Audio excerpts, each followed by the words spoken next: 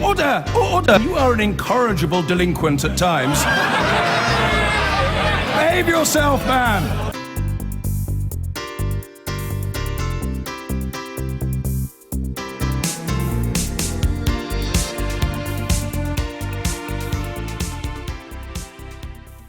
Well, where on earth does this leave the Conservatives? United around the slogan Brexit means Brexit, but what does Brexit actually mean?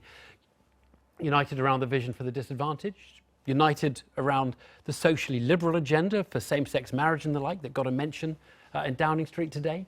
Well, let's talk to two people from different wings of the Conservative Party, the MP Heidi Allen and Peter Lilly, who was a Cabinet Minister in the Thatcher and Major governments. Good evening to you both. Good evening. Heidi Allen, happy with what you heard on the steps of Downing Street?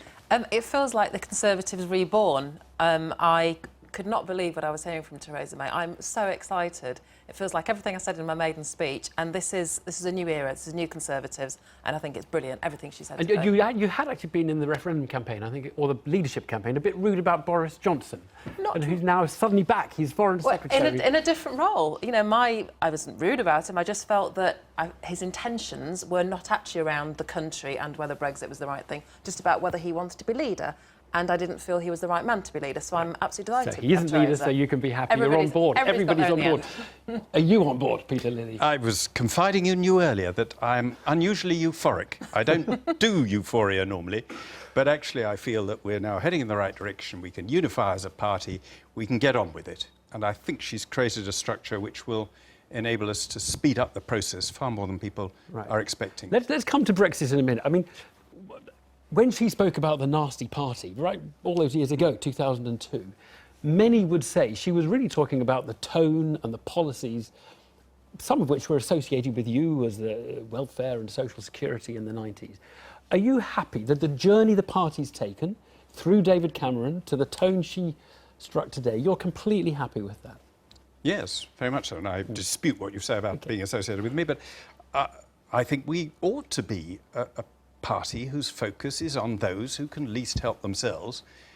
We obviously want to let everybody fulfil their potential, because unless they do, we won't be able to help those who least can help themselves. But we have to do those two things: enable people to fulfil their potential so that we've got the wealth and the ability to help those who are at the bottom of the pile, who've got least opportunities themselves. Can I take it that social liberalism, let's call it what it is, same-sex marriage, that debate is over? You were against it when the vote came up, but it's done.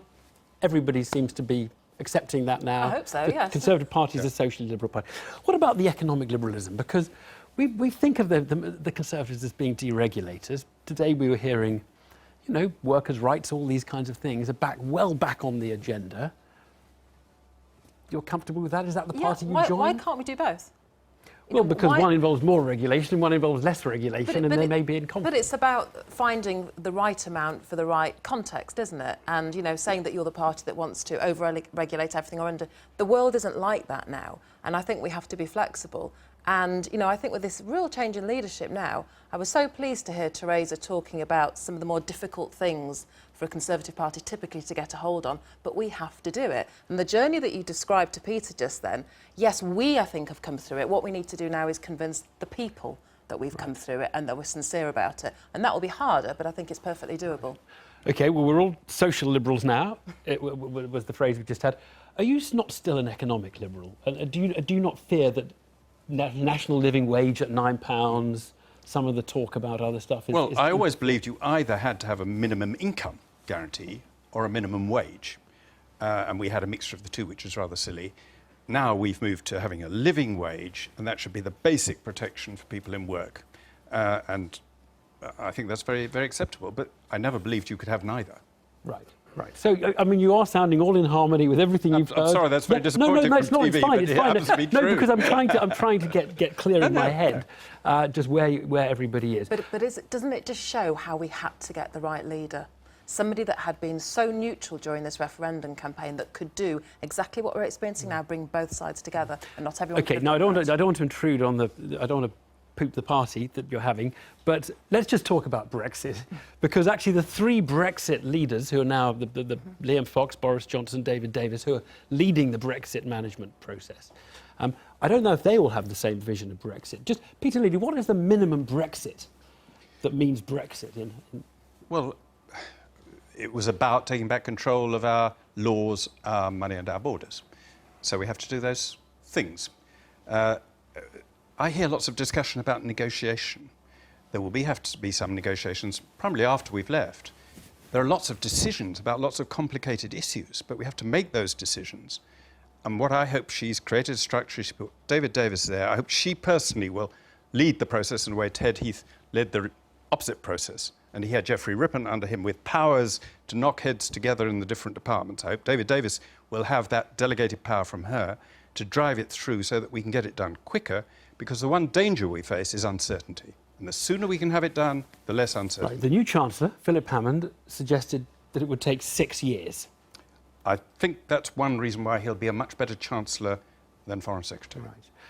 I wonder, Heidi, whether putting those 3 to look after the process, is that a reward for what they did in the referendum? Or is that, OK, guys, it's your problem. You clear it up. Nothing to do with me. You got us here. It's yours to sort out. I think it's probably 70% the former and a tiny little bit of the latter. But, you know, ultimately, if you want something to be done well, you have to appoint people that really believe in it.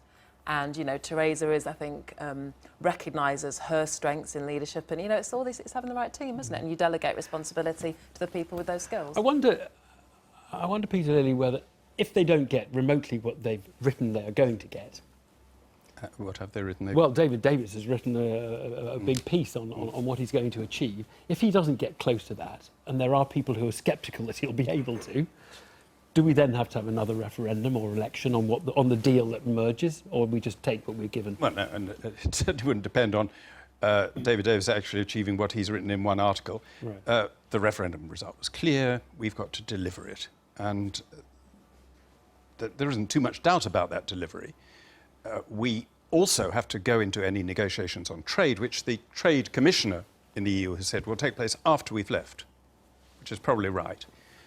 We have to go there with a hard-headed realisation that if it's trading on WTO tariff terms, so be it. We don't want that, but that is better than... That's the backstop. Yes, and only if you go into negotiations knowing that you can take what they think is the worst they can impose on you, that you can succeed. Get a strong... And then we'll get a good deal for us and a good deal for Europe and a good deal for the world. So much to see to pan out over the next few years. Thank you both very much. No problem. Indeed. I've been getting away with it.